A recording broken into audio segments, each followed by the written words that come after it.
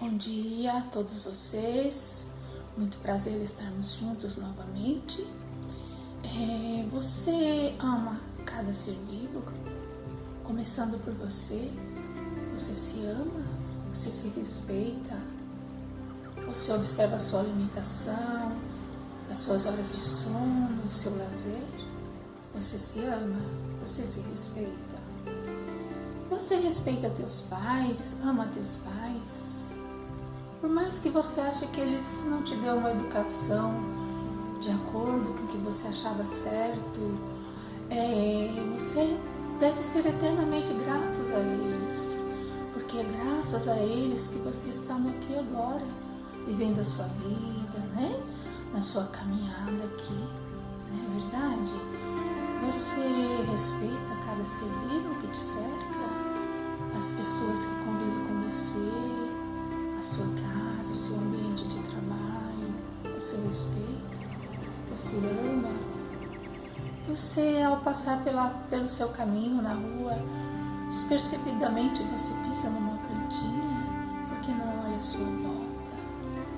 Tudo isso faz parte do bem viver, da boa convivência com tudo e com todos. Então nós devemos respeitar cada ser vivo.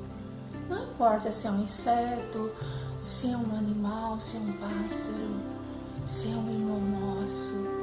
Devemos respeitar cada ser vivo que estão convivendo conosco aqui neste planeta lindo, né?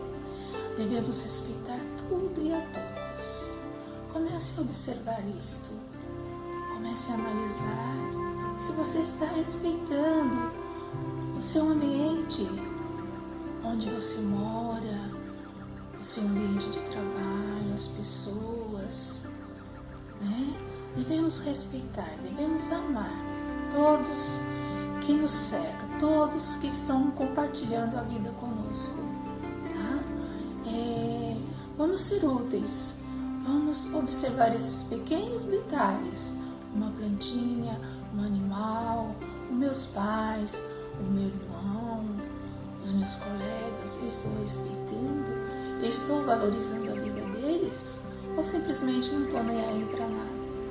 Vamos observar, vamos mudar os nossos pensamentos, vamos respeitar todo esse nosso planeta lindo, maravilhoso, né? Que está aí nos abrigando enquanto aqui agora, nessa nossa jornada, né?